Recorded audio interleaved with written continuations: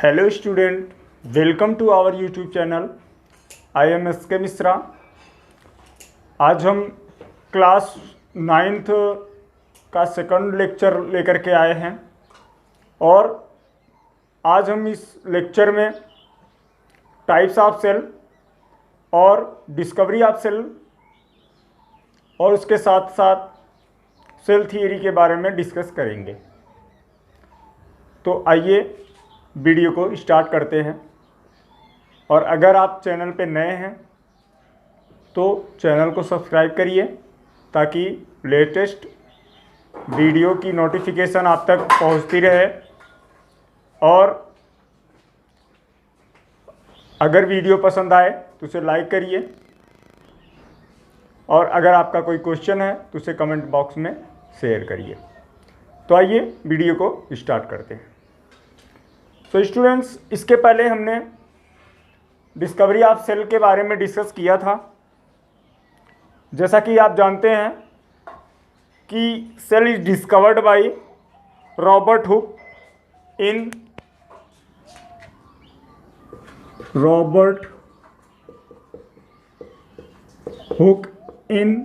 1665। इन्होंने 1665 में कॉर्क से एक पार्ट लिया था, कॉर्क का एक टुकड़ा लिया था और उसी से जो है इन्होंने सेल की डिस्कवरी की थी। बट मैंने आपको उसी दिन बताया था कि ये सेल जो थी ये एक ऐसी सेल थी, ये डेड सेल थी। इस पॉइंट को आप ध्यान में रखिए। रॉबर्ट हुक ने 1665 में जो सेल डिस्कवर किया था वो कैसी सेल थी? वो डेड सेल थी। और फर्स्ट टाइम सेल वर्ड जो है वो किसने यूज किया था? रॉबर्ट हुक ने किया था।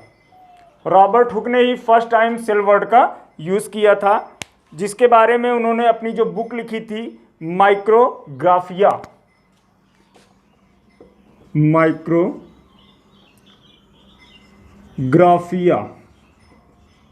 ये इनकी बुक थी जो उन्होंने पब्लिश कराई थी। इस बुक में इन्होंने सेल के बारे में, डिस्कवरी के बारे में पूरी इंफॉर्मेशन दी थी।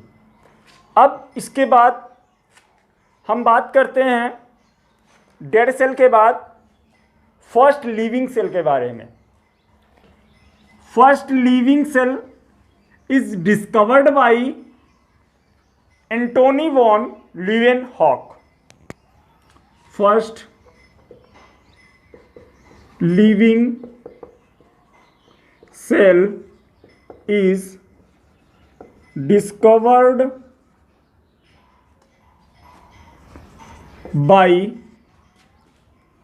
A.V.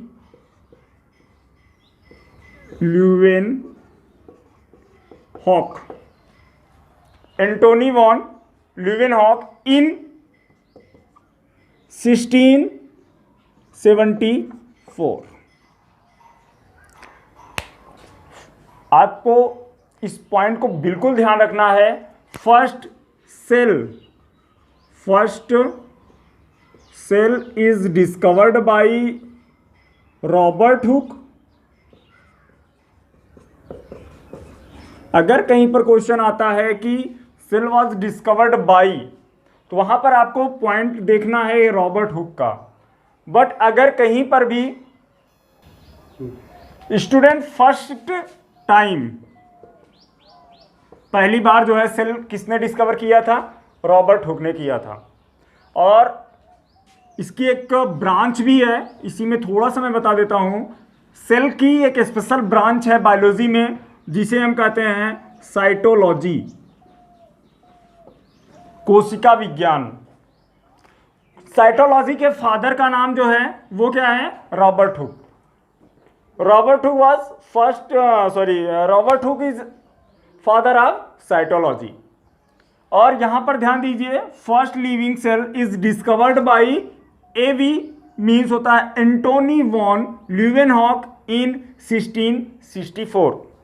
और एक चीज यहां पर आपको बता दें, एंटोनी वॉन लीवेनहॉक ने ही फर्स्ट टाइम, पहली बार जो है माइक्रोस्कोप की भी डिस्कवरी जो है वह की थी। वह भी 1664 में ही इन्होंने माइक्रोस्कोप की जो है डिस्कवरी भी किए थे। तो ये हो गया नॉर्मल कुछ इंफॉर्मेशन डिस्कवरी ऑफ सेल के बारे में। अब इसी में कुछ और साइंटिस्ट थे, और एक चीज जो फर्स्ट सेल इन्होंने डिस्कवर किया था वो किया था पॉन्ड वाटर से। कहां से? पॉन्ड वाटर, तालाब के पानी से इन्होंने फर्स्ट सेल की डिस्कवरी जो है वो की थी। अब इसके बाद अगर हम बात करें तो ये बात हुई 1665 से लेकर के 9 इयर्स बाद जो है 1674 में फर्स्ट लिविंग सेल की डिस्कवरी हो गई, माइक्रोस्कोप की डिस्कवरी हो गई। अब इसके बाद टर्म आता है, टाइम आता है वो 1831।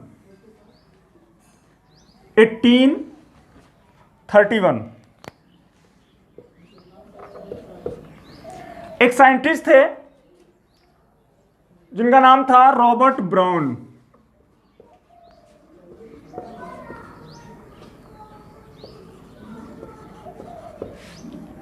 रॉबर्ट ब्राउन जिन्होंने फर्स्ट टाइम इन्होंने बताया कि जो सेल होती है, फॉर एग्जांपल जैसे किसी ह्यूमन बींग्स की अगर हम बात करें तो जो पूरी बॉडी का कंट्रोलिंग पावर होती है वह हमारे ब्रेन के पास होती है। हमारा जो ब्रेन होता है, जो माइंड होता है, वह पूरी बॉडी को, हमारी पूरी बॉडी के सिस्टम को वो क्या करता है? कंट्रोल करता है, रेगुलेट करता है। उसी तरह पूरी सेल में एक पार्ट ऐसा था जो पूरी सेल को कंट्रोल करता था, और जो पूरी सेल को कंट्रोल करता था उसे ही फर्स्ट टाइम क्या नाम दिया गया? वो दिया गया न्यूक्लियस। फर्स्ट टाइम जो है उसके बारे में डिस्कवरीज की गई, और क्या नाम दिया गया? न्यूक्लियस। जो किसने बताया था? रॉबर्ट ब्राउन ने बताया था 1831 में। 1831 में इन्होंने बताया कि सेल में एक ऐसा पॉइंट होता है, एक ऐसा एरिया होता है जो पूरी सेल की जो भी एक्टिविटीज होती हैं, जो भी फॉर्मेशन की प्रोसेस होती है, प्रोटीन फॉर्मेशन की प्रोसेस होती है, एनाबॉलिक कैटाबॉलिक एक्टिविटीज होती हैं, वह एक पॉइंट है जो इसको पूरी तरीके से कंट्रोल करता है। उसे उन्होंने बताया न्यूक्लियस। तो न्यूक्लियस की डिस्कवरी किसने की? रॉबर्ट ब्राउन ने की। कब की थी? 1831 में। और जो सेल इन्होंने लिया था वो कौन सी सेल थी? वो थी प्लांट सेल। इसको भी ध्यान रखना। रॉबर्ट ब्राउन ने न्यूक्लियस की जो डिस्कवरी की थी वो कौन से टाइप ऑफ सेल थी? वो प्लांट सेल थी, किसी पौधे की सेल थी, और उसी में जो है रॉबर्ट ब्राउन ने फर्स्ट टाइम न्यूक्लियस के बारे में डेराइव किया था, पहली बार उन्होंने बताया था। और इसके बाद एक साइंटिस्ट थे जिनका नाम था पुरकिंजे।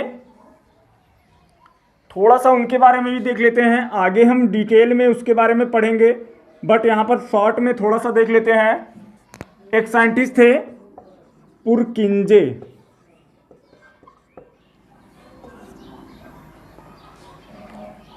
पुरकिंजे जिन्होंने फर्स्ट टाइम ये बताया कि सेल के इनसाइड कुछ मटेरियल्स होते हैं, लिक्विड मटेरियल्स होते हैं, जिसे इन्होंने बताया ये क्या होते हैं? प्रोटोप्लाज्म।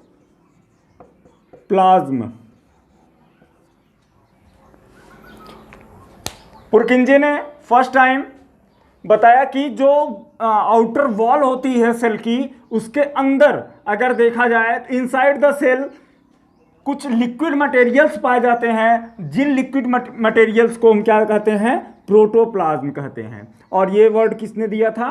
पुरकिंजे ने दिया था। कब दिया था? इन्होंने दिया था 1839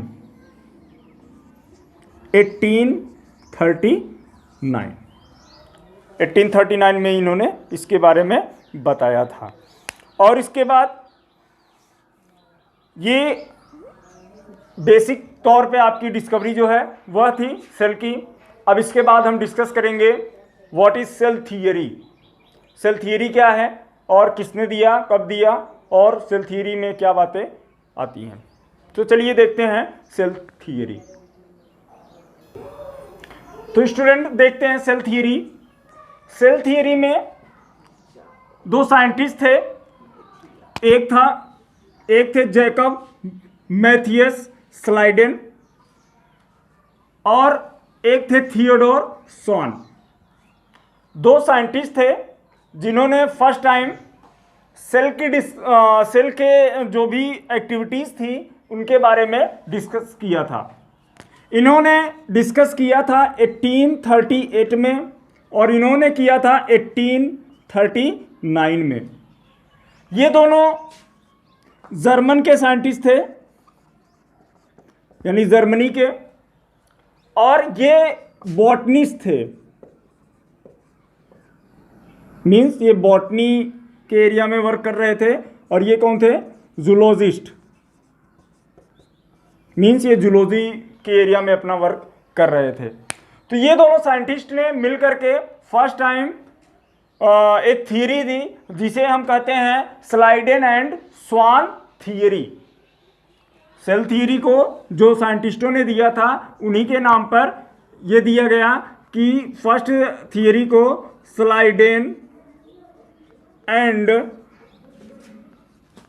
स्वान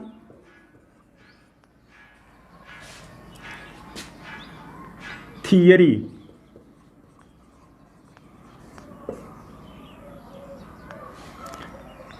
अब आइए देखते हैं कि इन्होंने जो थियरी दी थी वो क्या थी।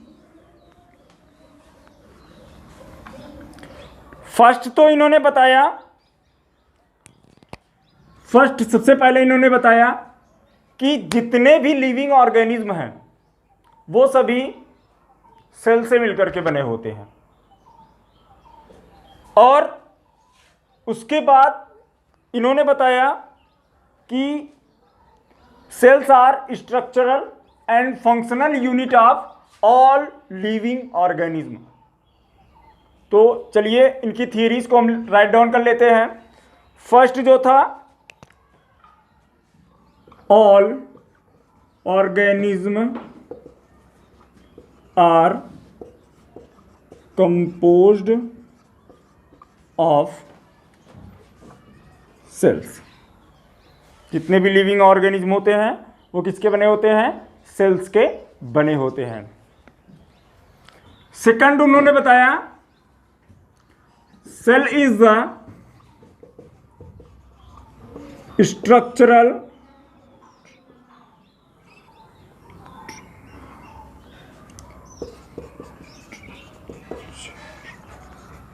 And functional unit of all living organism. ये दो पॉइंट उन्होंने बताया।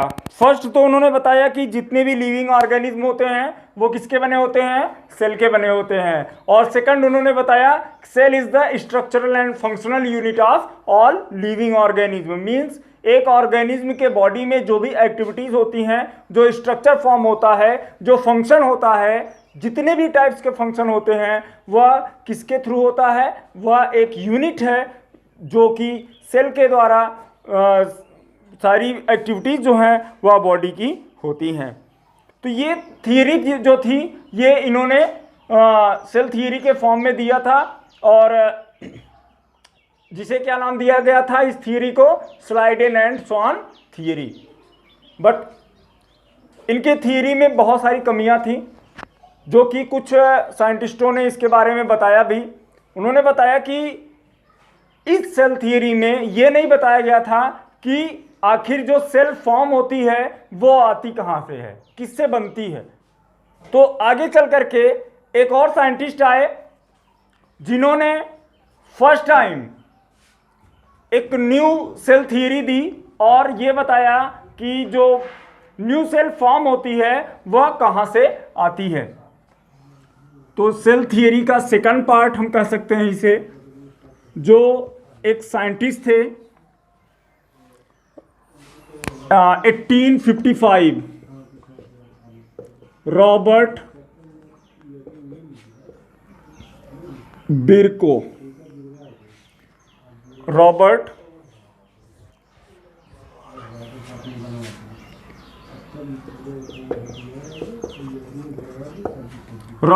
बिरको ये एक साइंटिस्ट थे जिन्होंने बताया कि जितने भी लिविंग ऑर्गेनिज्म होते हैं, वो पहले स्लाइडेन के जो 2 पॉइंट्स थे उन्होंने बताया कि वो तो सही है, बट उसमें एक पॉइंट इन्होंने और ऐड कर दिया जिसे हम थर्ड पॉइंट कह सकते हैं।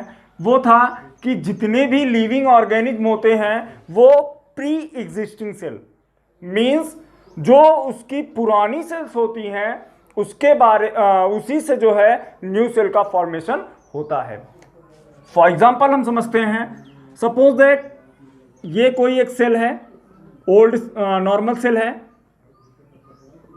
आगे आप लोग सेल डिवीजन पढ़ेंगे तो वहां पर प्रॉपर आपको ये पॉइंट समझ में आएगा, बट यहां पर वैसे कॉमन तरीके से समझिए।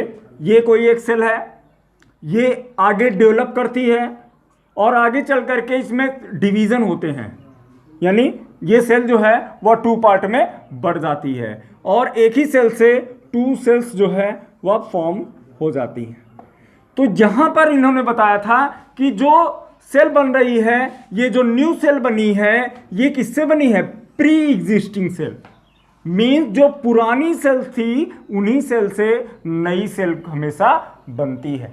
तो ये पॉइंट किसने दिया था? रॉबर्ट बिरको ने दिया था। कब दिया था? 1855 में। अगर आपसे पूछा जाए कि ओल्ड सेल थ्योरी किसने दिया था, तो वहां पर आप बताएंगे स्लाइडेन एंड स्वान ने दिया था। एंड अगर पूछा जाए न्यू सेल थ्योरी किसने दिया था, तो आप बताएंगे 1855 में रॉबर्ट बिरको ने जो है वह न्यू सेल थ्योरी जो है वह दी थी। ठीक है स्टूडेंट, तो ये सेल थ्योरी हो गया आपका। अब इसके बाद हम बात करेंगे टाइप्स ऑफ सेल के बारे में।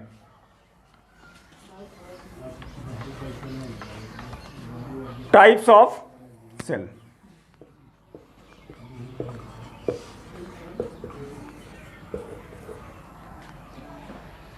सेल कितने प्रकार के होते हैं? तो अगर देखा जाए तो सेल 2 प्रकार के होते हैं। 2 types of cell present. First is prokaryotic, second is eukaryotic.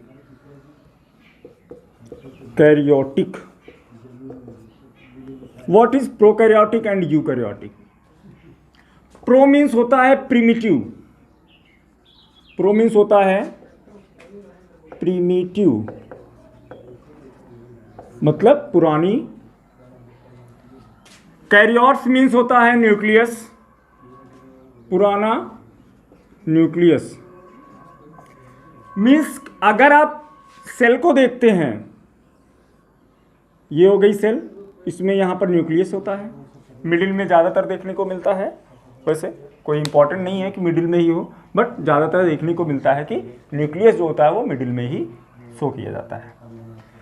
तो अगर इसमें हम ये जो वॉल बनी है न्यूक्लियर मेम्ब्रेन जिसे हम कहते हैं, अगर ये न्यूक्लियस मेम्ब्रेन ना हो, ना पाया जाए, तो इस मिडिल में जो भी इसमें सब मान लीजिए कि कुछ लिक्विड मटेरियल हो और कुछ मटेरियल्स इसमें जो पाए जाते होंगे वो तो मिडिल में है। अब भाई इससे ये सेपरेट किससे होते हैं? इस न्यूक्लियर मेम्ब्रेन के द्वारा। न्यूक्लियर मेम्ब्रेन क्या करती है? जो यहां पर लिक्विड मटेरियल होता है, यहां पर जो मटेरियल होगा और यहां पर जो मटेरियल होता है, इन दोनों को सेपरेट कौन करता है? Nuclear membrane. बट अगर न्यूक्लियर मेम्ब्रेन को यहां से अब्सेंट कर दिया जाए, यहां से रिमूव कर दिया जाए, तो यहां पर जो लिक्विड मटेरियल है वो पूरी सेल में फैल जाएंगे। होगा कि नहीं? बाहर जो आउटर सेल था उसी सेल में ये जो मटेरियल थे वो मिल जाएंगे। तो अगर आपको कहीं पर ऐसा न्यूक्लियस देखने को मिलता है, ऐसी सेल देखने को मिलती है जिसमें न्यूक्लियस ही दिखाई ना दे, अगर न्यूक्लियस उसमें डेवलप ही ना हुआ हो, तो ऐसी सेल को हम क्या बोलेंगे? प्रिमिटिव न्यूक्लियर, और हम उसे बोलेंगे प्रोकैरियोटिक सेल, जिसका मतलब होता है बिना विकसित केंद्रक, मतलब जिसमें केंद्रक ना पाया जाता हो, केंद्रक उसमें एब्सेंट हो। अगर ऐसी कोशिका कहीं पर देखने को मिल रही है तो उसे हम क्या कहेंगे? प्रोकैरियोटिक। क्लियर हुआ? सेकंड आता है यूकैरियोटिक। यूकैरियोटिक में आपको देखने को क्या मिलेगा? Nuclear membrane is fully form. अगर आपको कहीं पर मिल रहा है कि कोई सेल है और उसमें न्यूक्लियस आपको प्रॉपर देखने को मिल रहा है, प्रेजेंट है न्यूक्लियस, और न्यूक्लियर मेम्ब्रेन भी पूरी तरीके से प्रेजेंट है, दिखाई दे रही है, तो ऐसी सेल अगर आपको देखने को मिल रही है तो उसे आप क्या बोलेंगे? यूकैरियोटिक, मीन्स न्यू कोशिका या नई कोशिका। बात समझ में आया? तो ये हो गया आपका। हाँ, इसमें देख लीजिए, EU मीन्स होता है वेल डेवलप, कैरियोट मीन्स होता है न्यूक्लियस।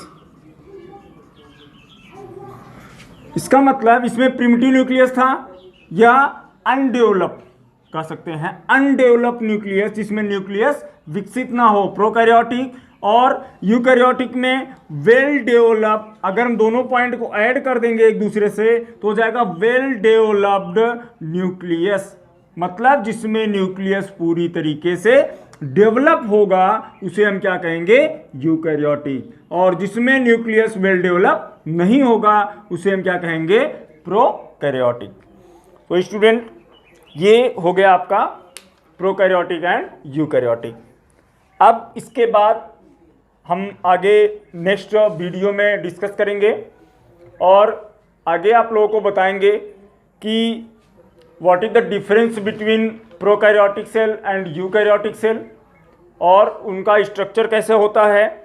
और उसके बाद हम बात करेंगे सेल की साइज एंड शेप की, और उसके बाद हम फिर आगे आपको नेक्स्ट वीडियो में बताएंगे।